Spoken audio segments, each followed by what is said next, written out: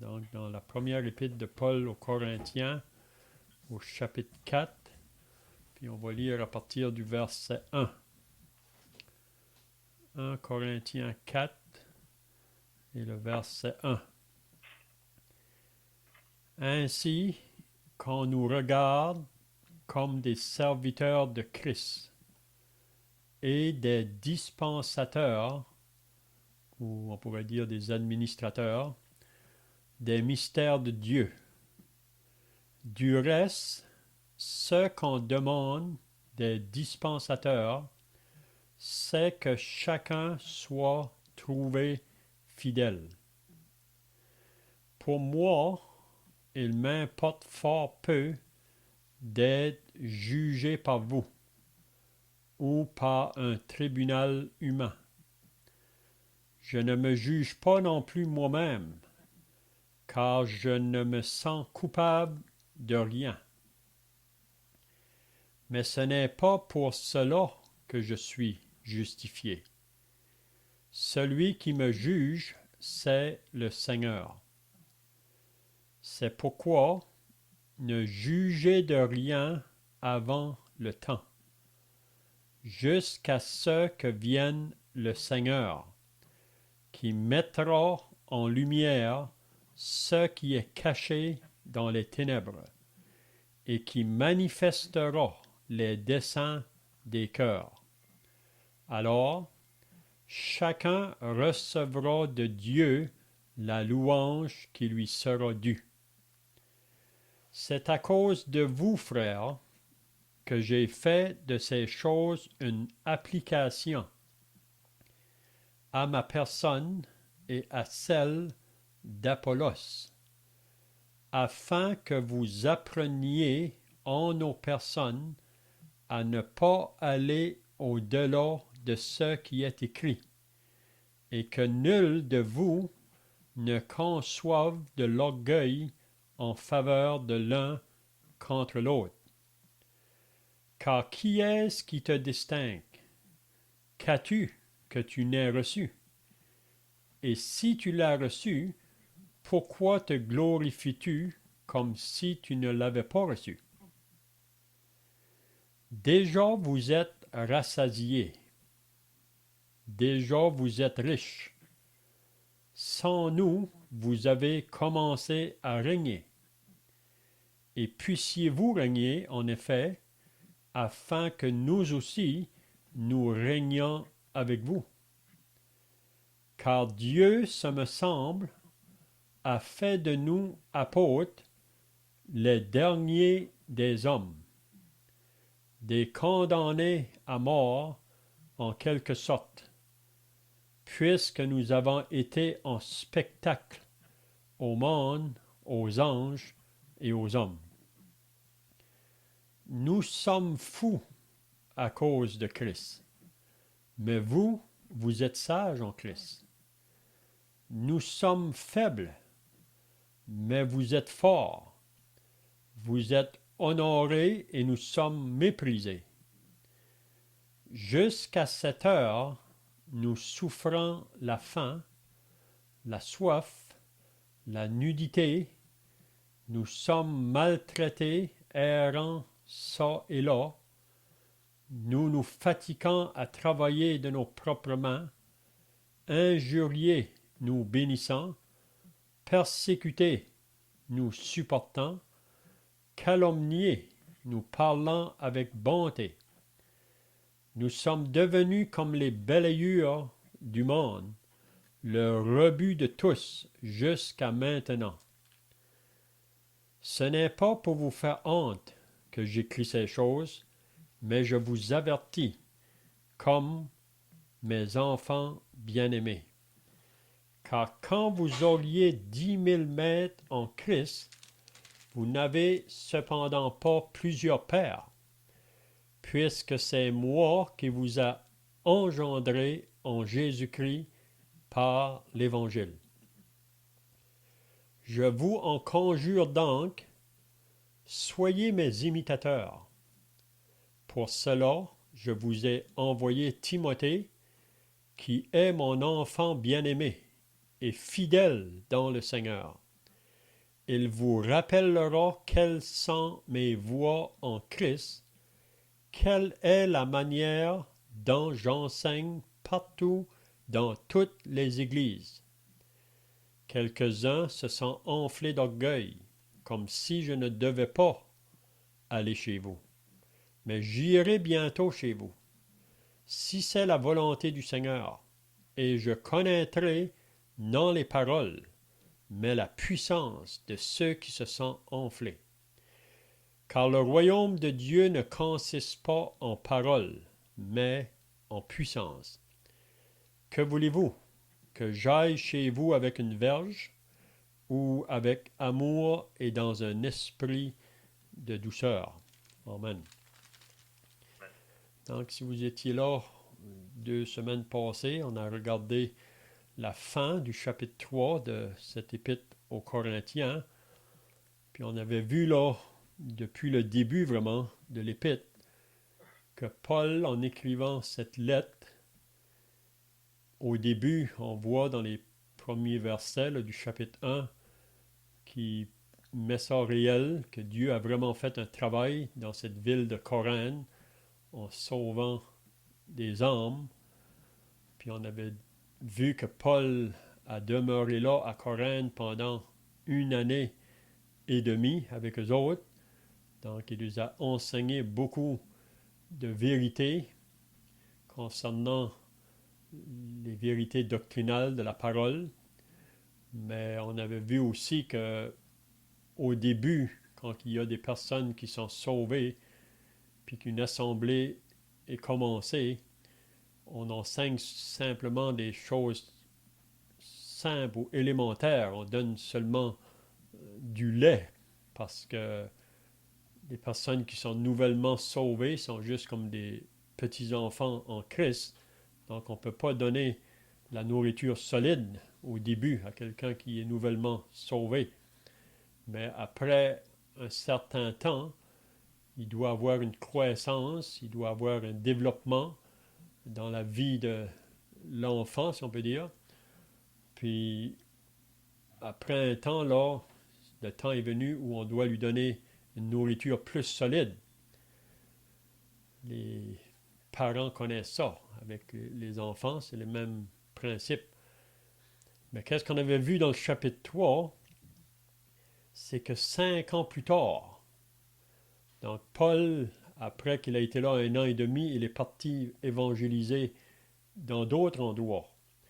Mais il a entendu parler des choses qui se passaient dans cette assemblée à Corinthe, puis ça l'a vraiment attristé, parce que il se faisait des choses qui n'étaient pas en conformité vraiment avec le désir de Dieu, ou ce n'était pas une manière de marcher dans la maison de Dieu. Mais on avait vu dans le début du chapitre 3 la raison pourquoi il y a eu tellement de difficultés dans cette assemblée à Corinthe, c'est que les croyants, pour la majorité, étaient charnels.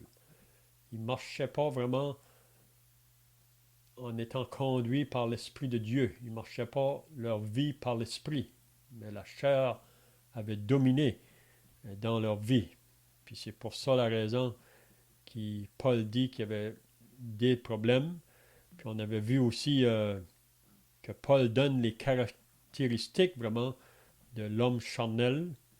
C'est la jalousie, les disputes, les divisions.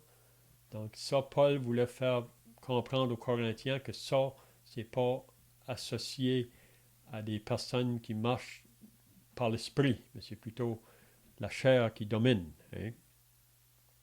Donc on avait vu aussi que Paul a pris lui-même et Apollos en exemple. Il aurait pu prendre d'autres personnages qui étaient là au début, là, les serviteurs de Dieu qui ont travaillé là à Corinthe, mais il a pris ces deux personnes-là, lui-même et Apollos, pour faire comprendre aux chrétiens que nous, les serviteurs de Dieu, on est simplement au service de Dieu.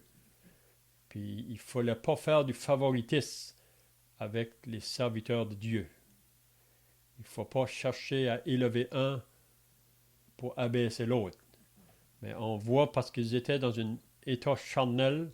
Vous savez, quand on regarde la manière que le monde vit aujourd'hui, l'homme dans la chair, on voit que l'homme vit pour soi-même. Souvent, on veut la gloire sur nous, on veut avoir les places élevées, puis vous savez que c'est la raison pourquoi quand on veut toutes ces places-là, on va vouloir abaisser l'autre à côté de nous. Mais ça, c'est l'homme naturel, c'est l'homme dans la chair, si on peut dire. Mais comme chrétien, parce qu'on a toujours cette nature charnelle en nous, c'est encore possible que la chair prenne le dessus.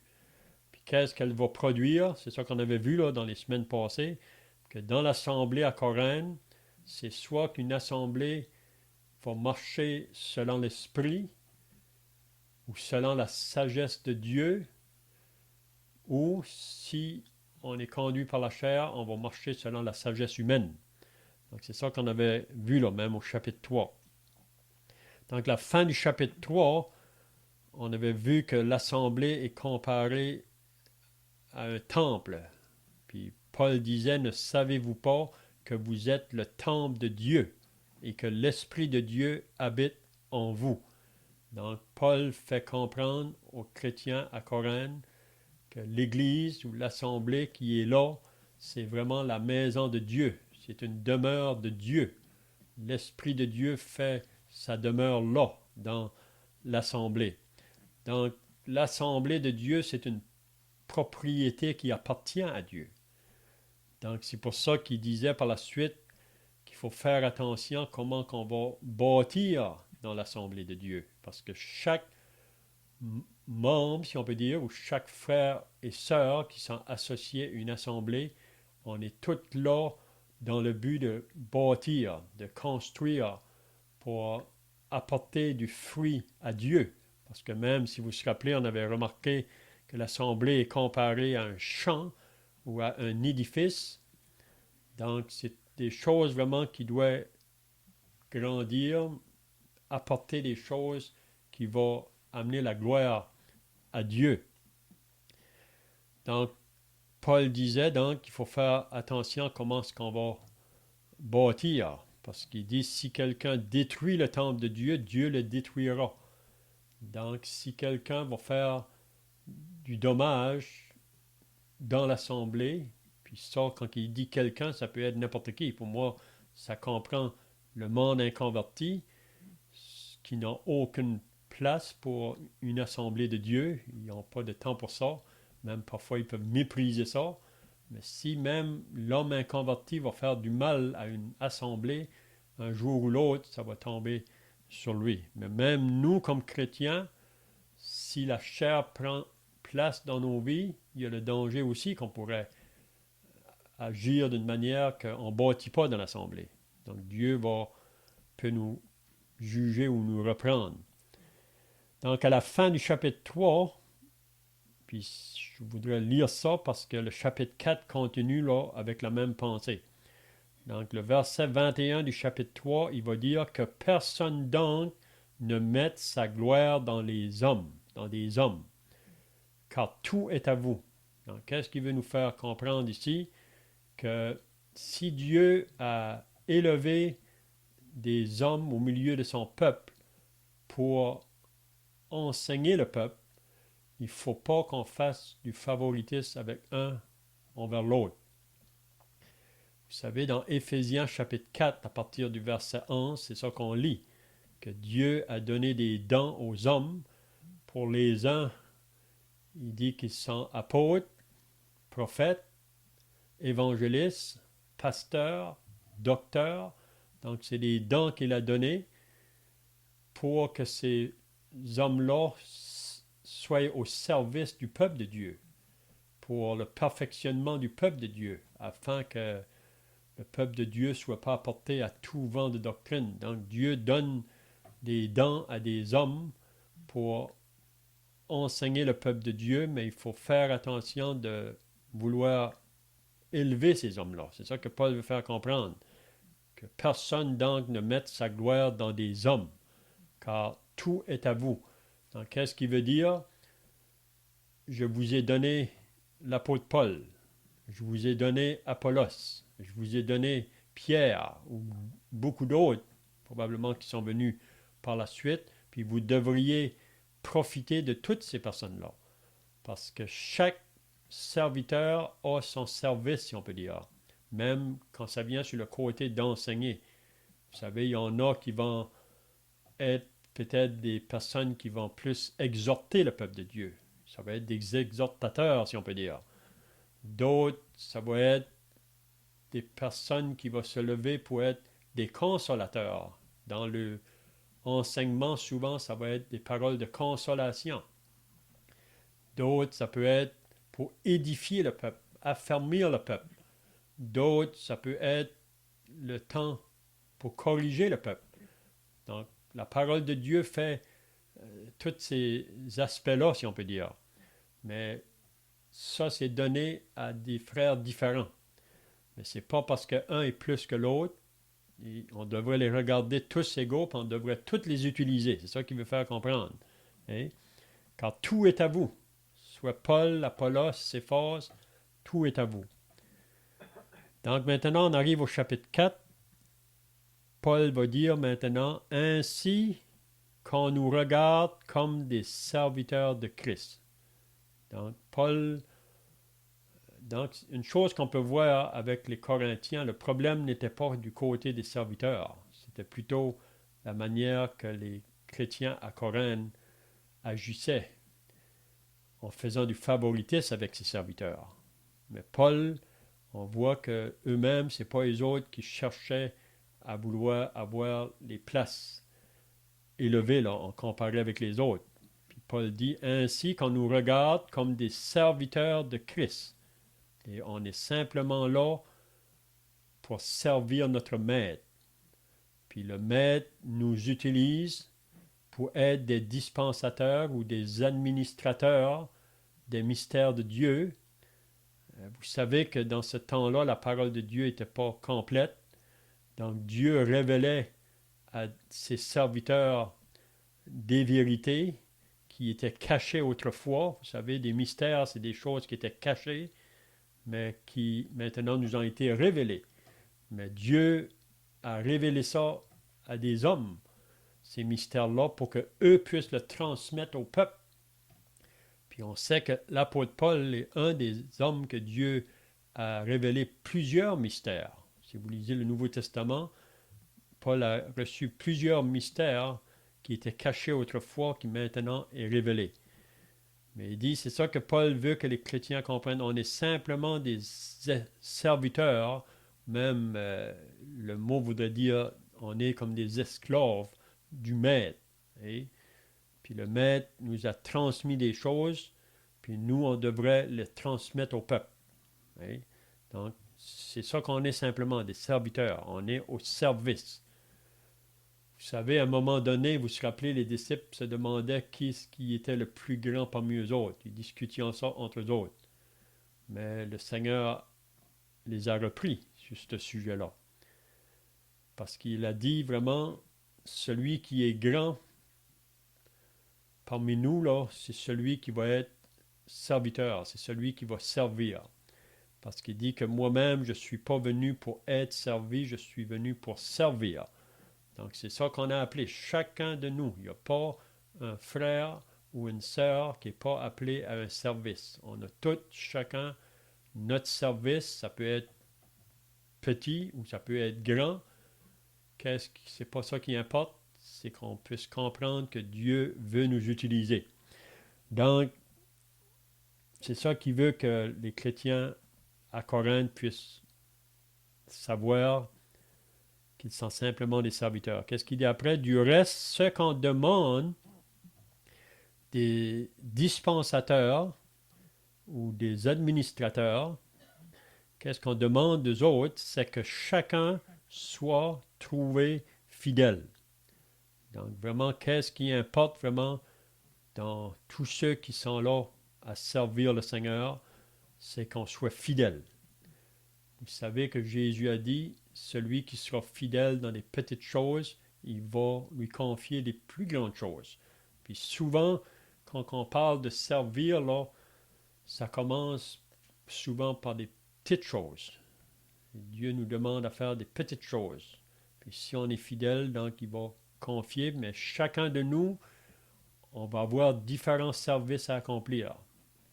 Un peut avoir une chose, mais ce n'est pas l'autre. L'autre, lui, ça va être une autre chose. Puis vous vous rappelez qu'on est comparé à un corps. Dans un corps, il n'y a pas seulement un membre. Un corps, ça comprend plusieurs membres. Donc, chaque membre du corps est nécessaire, est utile. Il n'y a pas un membre qui n'est pas utile. Puis c'est ça que Paul va faire comprendre. Mais qu'est-ce qui est important vraiment? C'est que chacun soit trouvé fidèle. C'est-à-dire que fidèle dans le service que Dieu m'a demandé de faire.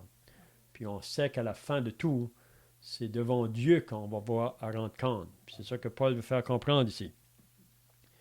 Donc le verset 3, il va dire, « Pour moi, il m'importe fort peu d'être jugé par vous ou par un tribunal humain. » Donc Paul, pour lui, parce qu'on sait qu'à Corinthe, là, on voit ça même dans la deuxième épître, à partir du chapitre 10, à la fin, là, qu'il y a des personnes qui s'avaient infiltrées dans l'assemblée à Corinthe, puis il disait que Paul n'était pas vraiment un apôtre.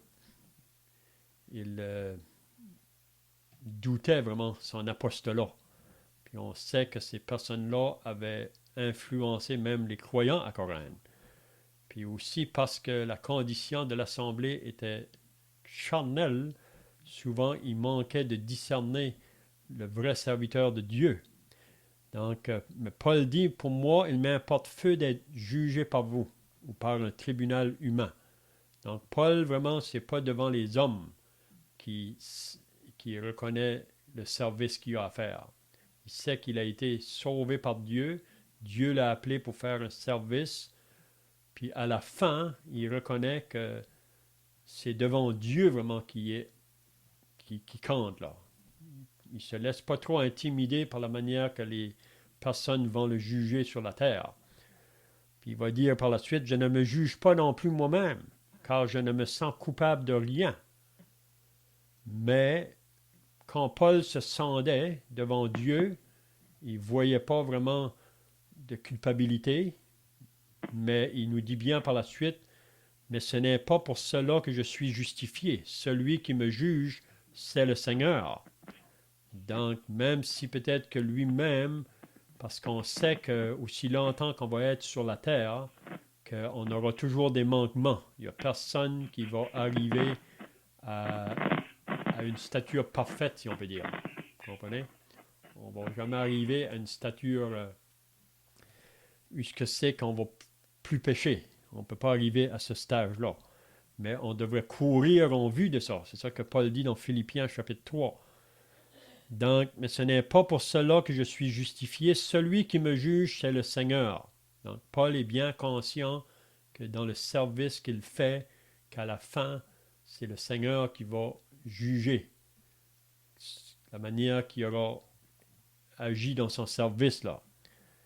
Donc, il dit au verset 5, « C'est pourquoi ne jugez de rien avant le temps, jusqu'à ce que vienne le Seigneur, qui mettra en lumière ce qui est caché dans les ténèbres et qui manifestera les desseins des cœurs. Alors, chacun recevra de Dieu la louange qui lui sera due. » Donc, chacun va recevoir de Dieu la juste récompense, si on peut dire. C'est ça que Paul avait dit là au verset 15 du chapitre 3. « Si l'œuvre de quelqu'un est consumée, il perdra sa récompense.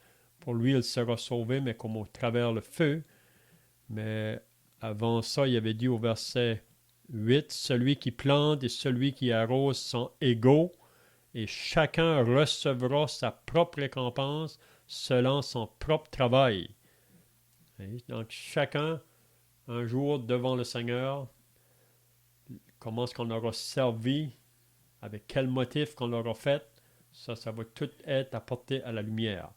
Mais ça ne devrait pas être nous, les chrétiens, qui porte un jugement sur un ou sur l'autre, ou qu'on essaye d'élever un, abaisser l'autre. C'est ça que Paul veut faire comprendre ici. On ne devrait pas faire ça. Donc, il dit au verset 6, « C'est à cause de vous, frères, que j'ai fait de ces choses, une application à ma personne et à celle d'Apollos. » Donc, à cause de la condition dans laquelle les Corinthiens se trouvaient, Paul a trouvé bon de donner cet exemple-là, si on peut dire, ou qu'il s'apprit lui et Apollos en exemple pour faire comprendre ce qu'il veut lui enseigner ici, là. Donc, il dit, afin que vous appreniez en nos personnes à ne pas aller au-delà de ce qui est écrit, et que nul de vous ne conçoive de l'orgueil en faveur de l'un contre l'autre. Donc, qu'est-ce qu'il veut faire comprendre? Qu'on ne devrait pas chercher à élever un ou à abaisser l'autre. Parce qu'à Corinthe, c'était ça le problème. Il y avait des divisions. Un disait, moi je suis de Paul, moi je suis d'Apollos, moi je suis de Pierre. Ou d'autres disaient, nous on n'est pas des hommes, on est de Christ. Hein? Mais en faisant ça, c'est qu'on élève un, on abaisse l'autre. Mais Paul dit non, il ne faut pas faire ça. Tous les serviteurs de Dieu ont été donnés pour le bien-être du peuple de Dieu. Paul nous fait comprendre que si on agit de cette manière-là, c'est vraiment charnel, c'est pas vraiment selon l'esprit. Puis ensuite, il va dire, car qui est-ce qui te distingue? Qu'as-tu que tu n'aies reçu? Donc, si je suis appelé à un tel service, c'est pas de moi-même, c'est Dieu qui m'appelle à ce service-là. Un autre, ça va être un autre service. On a tous, chacun, des ministères à accomplir, comme dans un corps. Chaque membre fait son travail. Et si tu l'as reçu, pourquoi te glorifies-tu? Parce qu'à Corinthe, vraiment, comme je dis toujours, parce qu'ils étaient dans une condition charnelle, ils cherchaient beaucoup la gloire sur eux autres, même avec les dons que Dieu leur avait donnés. On voit ça dans 1 Corinthiens 14, avec le don des langues qui se faisait dans ce temps-là encore. Il utilisait ça beaucoup pour s'élever. Et vraiment, il faisait des choses non pas pour amener la gloire à Dieu, mais c'était pour eux autres mêmes. Mais il dit, si tu l'as reçu, pourquoi te glorifies-tu comme si tu ne l'avais pas reçu? Donc, on n'a rien à se glorifier. Si on a un service quelconque à faire, c'est seulement la grâce de Dieu. Et comme Paul dit, par la grâce de Dieu, je suis ce que je suis. Mais à Corinthe, on voit qu'ils ont perdu ce côté-là, là, à cause de la chair qui dominait. Là, à partir du verset 8, on peut voir encore vraiment la manière que les Corinthiens marchaient, là, qu'ils n'apportaient pas la gloire à Dieu. Il dit au verset 8, « Déjà vous êtes rassasiés, déjà vous êtes riches, sans nous vous avez commencé à régner. Et puissiez-vous régner en effet, afin que nous aussi nous régnions avec vous. » Donc Paul dit aux Corinthiens, vraiment qu'est-ce qu'il veut leur dire, que ce n'est pas le temps vraiment pour régner. Et le temps maintenant, c'est d'être associé à la souffrance, parce qu'on est toujours associé à un Christ qui est rejeté. Vous savez, Christ ne règne pas encore. Ce n'est pas son règne qui est déjà installé dans ce monde. Ça va bientôt prendre place. Donc, être associé avec Christ avant qu'il règne, c'est plutôt un côté qu'on va être méprisé, qu'on va être rejeté ou qu'on sera haï. Mais les Corinthiens diraient qu'ils ne connaissaient pas ce côté-là, là, parce qu'ils ne marchaient pas vraiment dans une vie spirituelle. C'est plutôt la chair. Ils se conformaient au monde autour des autres. Ils se mêlaient avec les choses de ce monde. Hein? On peut voir ça un peu avec l'église de Laodicée. Si vous lisez Apocalypse 3, là, à la fin, il nous parle de l'église de Laodicée qui disait qu'elle était riche, qu'elle n'avait pas besoin de rien, mais elle était vraiment pauvre aux yeux de Dieu. Donc, c'est ça que Paul reproche les Corinthiens ici, mais ce n'est pas un reproche vraiment pour les abaisser. C'est plutôt pour le faire réaliser ça, pour qu'il se repente de cette manière de vivre, puis qu'il se tourne vraiment dans une marche spirituelle. Donc, qu'est-ce qu'il dit au verset 9? Là, il va dire, car Dieu, ce me semble, a fait de nous apôtres. Donc là, Paul dit, nous, apôtres ou les serviteurs de Dieu, on n'est pas ceux qui vont être élevés. Ce n'est pas nous autres qui vont être placés sur les piédestals de ce monde. Nous, les apôtres, il dit, il a fait de nous apôtres les derniers des hommes. Vous savez, on vit dans un monde où on veut être toujours les premiers. On veut être les plus grands, on veut être les plus forts. Mais Paul fait comprendre aux Corinthiens que ce n'est pas ça pour nous, chrétiens, aujourd'hui sur la terre. Parce qu'on est associé à Christ, ça va être plutôt le rejet, le mépris.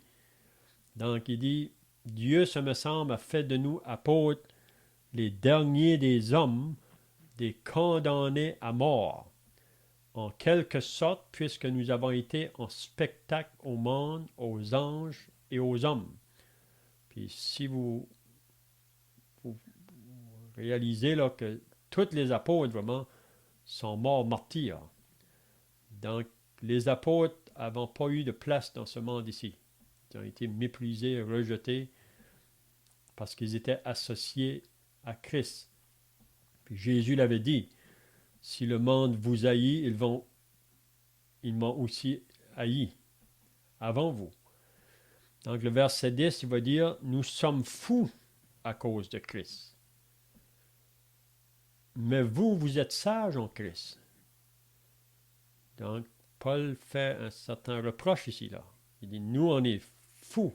Vous savez, être associé avec Christ, on est regardé comme des insensés. Pour le monde, on sait que pour Dieu, c'est grand. Mais pour le monde, on est méprisé, on peut être rejeté si on marche vraiment là en étant fidèle à notre maître. Il dit, nous sommes fous à cause de Christ, mais vous, vous êtes sages en Christ. Donc, c'est soit qu'on est fou pour Christ ou qu'on est fou pour ce monde. C'est un ou l'autre. Mais Paul dit, nous, on est fous pour Christ, mais vous êtes sages. Nous sommes faibles, mais vous êtes forts. Vous êtes honorés, nous sommes méprisés. Jusqu'à cette heure, nous souffrons la faim, la soif, la nudité. Nous sommes maltraités, errants, ça et là. Donc, on voit que les apôtres, c'est ça qu'ils ont connu vraiment. Toute leur marche pour Dieu. Puis, on peut voir ça surtout avec l'apôtre Paul, si on lit ses voyages dans les Actes des apôtres, là, quand il a fait ses voyages missionnaires, il a rencontré beaucoup de souffrances. Donc, il dit, on a souffert la faim, on a souffert la soif, la nudité, nous sommes maltraités, errants, ça et là. Nous nous fatiguons à travailler de nos propres mains, injuriés nous bénissant, persécutés nous supportant. Donc, on voit vraiment que les apôtres n'avaient pas de place dans ce monde ici. Calomniés, nous parlant avec bonté, nous sommes devenus comme les balayures du monde, le rebut de tous jusqu'à maintenant. Donc, comme les déchets de la société. Pas de place. Jésus n'a pas eu de place dans ce monde, donc les apôtres n'ont pas de place. Puis nous, comme chrétiens, on est aussi reconnus pour ne pas avoir de place dans ce monde ici. Vous savez qu'il y a des chrétiens présentement dans des pays là qui n'ont pas les avantages que nous on a, mais on ne sait pas pour combien de temps qu'on pourrait rester présentement là, sans trop de persécution, encore avec une certaine liberté de pouvoir nous réunir. Ce n'est pas tous les chrétiens qui ont ces facilités-là.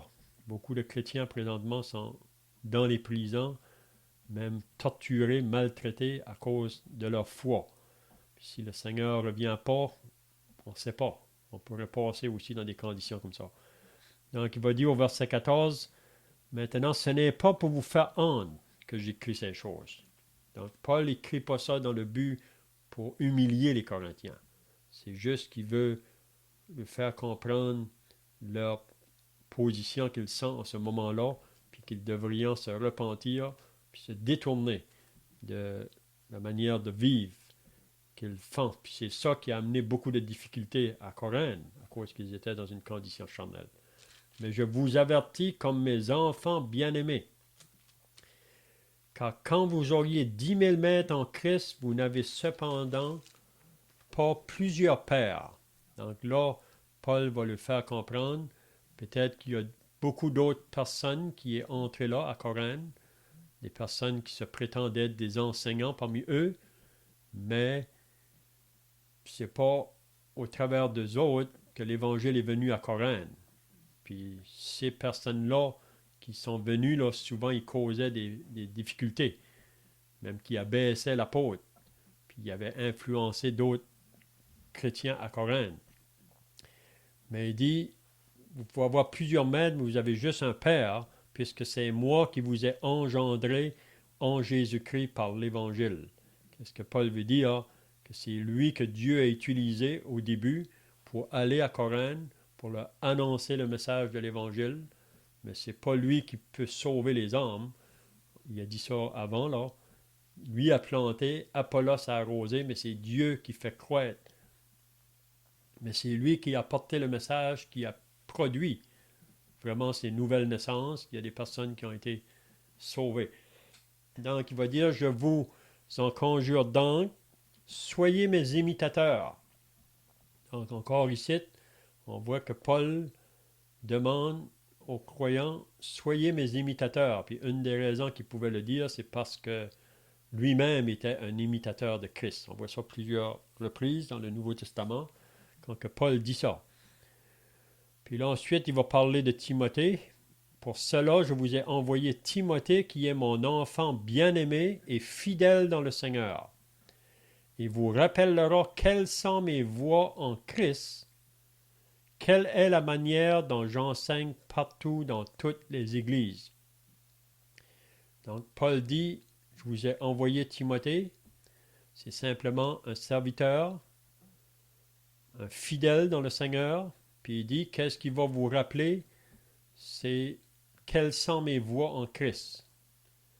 Puis, quelle est la manière dont j'enseigne dans toutes les églises. Donc, Paul enseignait la même chose dans toutes les églises.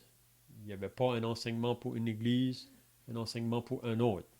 Et c'est vrai que à chaque fois que Paul pouvait arriver dans un endroit, il allait selon le besoin de cet endroit-là. Mais dans le fond, son enseignement était pareil pour toutes. Il n'y avait pas un enseignement d'une manière pour une, puis un pour l'autre.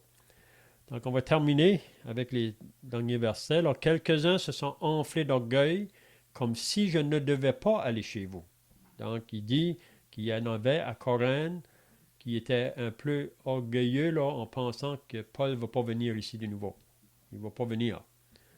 Mais j'irai bientôt chez vous, si c'est la volonté du Seigneur, et je connaîtrai non les paroles, mais la puissance de ceux qui se sont enflés.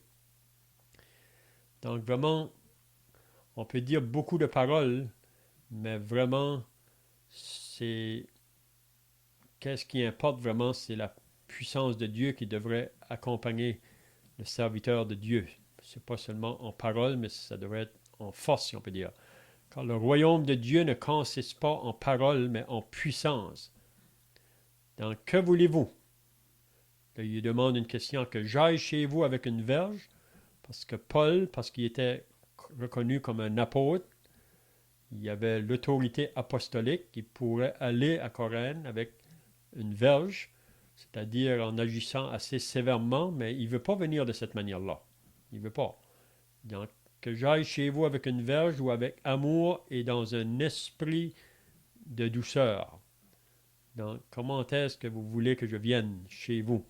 Donc, on voit que Paul parle avec une certaine autorité, mais il ne le fait pas vraiment en pensant qu'il est quelqu'un. Il le fait parce qu'il veut être fidèle à son Seigneur. Donc, c'est tout ce qu'on va dire ce matin. J'espère que ça va être une aide pour chacun de nous, vraiment avec cette pensée-là. qu'on devrait avoir, comment je dirais, un certain respect envers tous les serviteurs de Dieu, pas pour élever un ou abaisser l'autre. Donc, que Dieu bénisse sa parole. Un frère peut terminer par la prière.